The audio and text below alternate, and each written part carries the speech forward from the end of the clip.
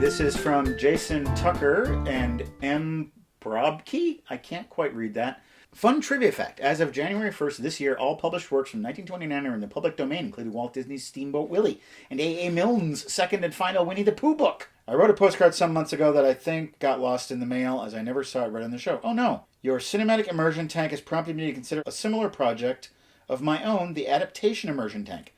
Oh shoot, Jason, I think that might have gotten lost because I don't remember ever seeing that. That's an interesting idea. The goal is to consume a piece of source material and then analyze the direct adaptations made of that source material. Spin-offs and sequels to adaptations don't count unless they are based on sequels to the original material. Does this sound like something you would try? He's got some examples. The Maltese Falcon by Dashiell Hammett, the 1930 novel, 1931 film, 1941 film. Oh, that's cool. So you just look at all the versions of a story. Something to think about, Jason. You missed. Yeah. When you go to our website, welcometothebasementshow.com, you can see all of our episodes, and there are PayPal donation buttons that you can click on. A one-time or rolling monthly donation to support this show. I want to now salute a short list of some of our rolling monthly donors. Dan, Jonathan, Alexander, Grace, John, Sabrina, Mara, David, Kevin, Alessio, Mario, Stephanie, Michael, Eric, Jennifer, Ashton, Zach, Peter, Ann, Graham, Robert, Sarah, Amber, and Maura. More monthly donors later in the show. And now viewer questions. Tom Frank writes, what are your feelings about later period REM? I love their records they made after Bill Berry left the band, but they were pretty much all there for me to discover at once. And I'm always curious as to how fans who followed the group felt about these albums as they came out. I was a fan of REM before Bill Berry's departure. I think I started when Green came out. That was one of my first cassette purchases. Yeah. The album that came out after that was Up. And they had been really exploring more of a rocking sound in their albums previous to that, New Adventures in Hi-Fi, and Monster, which Monster is the album that REM fans hate, and I love it. It's one of my favorites. And then with Up, they were really kind of leaning more towards pop songs, Beach Boys territory. Sure. Clean production, harmonies, pretty sounds, which was fine, but I didn't love it. But there's still, I remember there was one song off that album that sounded like a classic REM song, which was Day Sleeper. And the rest of the album was kind of hot and cold. I don't remember if Bill Berry played on The Great Beyond, the Andy Kaufman song from the movie. Yeah. I don't think he did, but I like that song too. And I also think, and after Up, I didn't really listen as regularly. I mean, every band, when they're together for more than 20 years, they're going to get past their prime. It just happens. Yeah. All the Way to Reno is one of my favorite REM songs. And that came out in the late 2000s, I believe. Really great, if you haven't heard it. I haven't. Yeah. I went to Facebook and I told our viewers that Jason was going to be the host. And if they had any questions for him, I have a couple here. All right. Alan Fushigi. Is he able to have any flowers or garden outside, or do deer eat it all? I don't have as much of a problem with deer as I do with rabbits and those 13-lined ground squirrels. A lot of people call them chipmunks, but they're 13-lined ground squirrels. What are you talking about? What do you mean? 13-lined ground squirrels. I think that's... They're chipmunks, Jason. Chipmunks are different. The ground squirrels, those ground squirrels are different. They're the ones with the little white spots on their backs. Chipmunks are small and cute, and they have the chubby little cheeks they put the nuts in. But ground squirrels dig the holes in your garden, and then they blowing eat my things. mind. You say they look like chipmunks, but they're not. They're not chipmunks. No, they're ground squirrels. Oh, God. Yeah, I have. And you know what? They will eat a lot of things in the garden, and rabbits will eat a lot of the things in my garden. So I just plant extra. Ashley Cruz. Are there any impressions he got tired of doing? Jason is a celebrity impersonationist. I got tired of Donald Trump pretty quick. Yeah. I get tired of any impression that I have to do a lot. Any of them can grow tiresome. But I'd say, yeah Trump is probably the one. Jordan Romaker. Has he ever had a conversation with anyone he does an impression of? And if so, how did they feel about how he portrays them? There was one guy I worked with a long time ago, a salesman. And I used to do impressions of him. I would go into his office at work and pick up his phone and call other people at their desks, and leave them messages in his voice because it would come up as the guy, that's funny. Tom's name. And that was really funny. That could potentially be a very dangerous prank. When he found out I was doing it, he was kind of amused, but really under it all, he was pissed off. Yeah. I don't know how these people keep their notes in order. Oh my goodness. These darn kids keep coming. Boy's not right. I was like Anderson on the Beavis and Butthead. That's my favorite. I don't know who You boys come over and get that raccoon out of my garage yet? Do not be too conceited. It's not a very large boat. Do we know her name yet? I've written it down as the woman. All right. My job's to take you to the Ranger headquarters where a Louisiana Marshal will pick you up, take you back to New Orleans and the gallows. That's called extradition. How come you're riding a mule? Because I took to liking mules. I fell in love with that mule, and she's in the family way. What's it to you? I think I've got something that may prove that theory you've been bending our ears. You mean the Earth's flat? Well, it's a long story, Major. Can we get in the shade? I don't know why not. Come on, let's go over here in this shade. Let's throw some shade together. She was friends with Jake's wife back when she was alive. Everybody was so surprised when she married Jake. Because he was abusive and drunk. And she was a lesbian.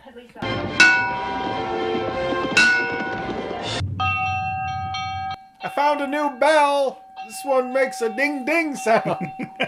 Not a bong bong. I've been told to have the wagon brought here at dawn so that these two men may leave. But I'll bring it myself so there are no mistakes. Wagon mistakes. We've got a lot of packages to open today, so let's get started. Yeah. This is from Chris and Tom in Pittsburgh, Pennsylvania. This is from James Hemsworth of Barrow in the Furnace. The Essex Green, hardly electronic.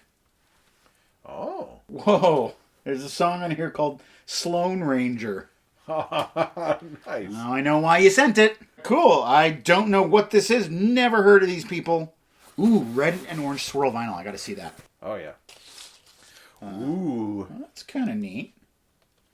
Not too swirly, but the orange is pretty. There's more. There's a postcard, the Ladybug transmitter. This looks like a sticker, the Garment District. Ooh. Happy New Year and Happy New Season. Here today is something I meant to mail months ago. Back in November, we went to see my friend Jen's band, Ladybug Transistor, reunite for a small tour playing at the Andy Warhol Museum. It was a great show and a great night with Elephant Six alum Derek Olmsted. I know what Elephant Six is. Drumming with Ladybug and opening with his group, Giant Day. Tangentially, here is an awesome record by the Essex Green, helmed by Jen's brother and Ladybug bandmate Jeff Barron with a sticker for Jen's current band, the Garment District. With that, wishing you a great season with great guests, so many boxes to unbox. Mwah. Thank you. Yeah. What do you got? I got this package from James from Barrow in the Furnace. I don't know what country code that is. This might be from a different planet. Okay, I have a letter. Hello to everybody in the basement from Jollyish, England. I've been subscribed to Blame Society since the Chad Vader days, and I love the show. Enclosed are 2 movies. Whatever Happened to Harold Smith, 1999, is a criminally underrated comedy in my humble opinion, and features James Corden, Laura Frazier from Breaking Bad, as well as 3 national treasures, Mark Williams, Stephen Fry, and Lulu. The second movie is Bone Alone, also known as Alone for Christmas, 2013. This is one of the most horrific pieces of garbage I've ever seen in my entire life. It's a mockbuster produced by The Asylum and features Kevin Sorbo. I bought it on Amazon whilst drunk. Don't drink and shop, he says, for 56 pence, which is the equivalent of 69 US cents. Also included are some prints of memes of my favorite actor, King of the Geezers, Mr. Danny Dyer, whom you may remember from such films as Human Traffic in 1999 and Severance 2006. Just as a bonus, because I accidentally printed too many, I've also included a picture of me and my dad looking dapper as heck on the morning of my cousin's wedding. The guy with his Oh, dad. very dapper. Very dapper, yeah. Cool. This is a package of stuff that I've never, ever heard of. Well, as you just witnessed, oftentimes I get records in my P.O. box and I make an effort to listen to them. I got 2 to talk about today. I'm going to get through these records this year. I'm going to get through the whole stack. And these are 2 old comedy records. The first one is Pat Paulsen for President. Have you heard of this fellow? I've heard of Pat Paulsen, yes. I think he's most remembered as a guy who did a funny thing rather than as a funny guy. What was his funny thing? He ran for president. Hence But the it was album. a joke. And he did it on the Smothers Brothers show. Because he was a writer for the Smothers Brothers. Right. He's primarily a writer. And that shows in his performance. He's very flat and deadpan. And then he plays that up for effect. Like, hello, I'm Pat Paulsen. I'm running for president. You should vote for me. And, that's kind of the joke. I know I've heard him. Yeah. It's comedy with a shelf life, definitely. And that shelf life has passed. Still, this is an interesting artifact from the 60s. And then here's another one. Tom Lehrer. That Was the Year That Was. Do you remember Mark Russell? No. You never saw Mark Russell on PBS? He's a piano guy, and he'd play these little ragtime songs about Ronald Reagan and Ed Meese and like 80s politics. If I did see him, I'm mixing him up in my head with other... He had horn-rimmed glasses, and he had this kind of his voice like this, and he would sing like... Tom Lehrer is that guy from the 60s. Sure. Political songs, cultural songs. Yeah. They're really well done. Yeah. He's a very talented guy. Much in the same way like when you listen to Alan Sherman. These are really good songs. And the way that they use their instrument and the way they use music to amplify the comedy and to underscore the comedy, like it's really masterful. This has got some songs that really don't have the impact they used to, like the song about Hubert Humphrey. But the Vatican Rag is very funny. Jason's going to tell us about the rest of our monthly rolling donors. Thank you to Katrine, Matthew, Robert, James, and Michael, Lewis, Melanie, Adam, Ella, and Grant, Elizabeth, William, Nicholas, Evan, and Adam, and Emily, Ralph, Kempson, Adam, and Mitchell. Thank you very much. We've got some more boxes to open. We've got this box that I just got in the mail recently, and folks, I'd like to tell you that I'm about to open it, but I'm not. It's from Dylan in San Francisco, and it says, do not open until Christmas. Dylan, that's 8 months from now. This is a piece of furniture. What am I going to do with this? Come on, man. I have a birthday coming up in a couple of weeks. Is there a way that this could be a birthday present instead? You think about it. Write in the comments. Whatever your call is, I will abide by it. And if I have to buy a lamp to put on top of this thing for the rest of the year, I'll do it. But just throwing that out there. Drape a nice cloth over it. Nobody's got to know. That's right. So anyway, we're going to open the packages now that we are going to open. I'll take the big one. And I'll take the little one. This is from Brian in Yucaipa, California. And this is from Jeff in Fenton, Michigan. We get packages from all over, Jason. All over the place. All over the world. Yeah. Oh boy, this is a big box of DVDs. Oh, come on. Come on. Now you send me Under Siege. And Under Siege 2. Okay, well, I watched this already on the show. I'm going to go through the rest of these really quickly. The Kid with Bruce Willis. One Fine Day, romantic comedy. The Smurfs. They're the Smurfiest. This American Life Season 1 with Ira Glass. The soft-spoken man himself. The Last Dance with Patrick Swayze. We just watched Dirty Dancing. What is up with this box? Saddle the Wind. We just watched a Western today. Yeah. This box is psychic. The Secret Life of Words. Whiteout. Monster House. My buddy Dan Harmon wrote this. And my buddy Rob Schraub directed it, I believe. And Midway, based on real events. There is also a letter. Hello, Basement Dwellers. My name is Brian, and I'm here watching your show for years.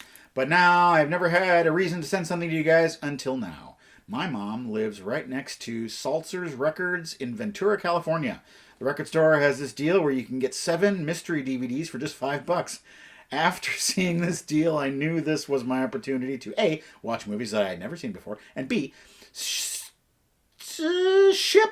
to my favorite YouTube show. Hopefully one of these movies will make it onto the show. One of them already has. But if you're have already seen them, at least you can now have copies of them to keep or donate to Goodwill or the library. Thank you for all the laughs, Brian. This is a fun box of stuff, Brian. Let's see here what we've got inside this package. Oh.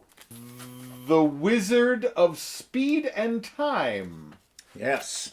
It's a kind of a legendary independent movie from the 80s, I believe. And there's a note. I don't know if you've seen this one, but it's one of my favorite movies. Have you seen it? I have not seen it. I have not seen it either. Do you have a VHS recorder? Not hooked up to anything. Okay. It's on a shelf. I'll save it for my guest account. Has he hacked a VHS player to get it to work with modern TVs? Oh, is that what you have to do? Depends on the player. A lot of them don't have RCA plugs on them, I guess. Oh, I see. Okay, so you have to find a way to hook it up. Yeah. What a time we've had, Jason. We've got to open up all these things. I opened up more boxes today than I did at Christmas. My family kind of sad. They don't care about me. Well, now you get to go back home to them. Yeah.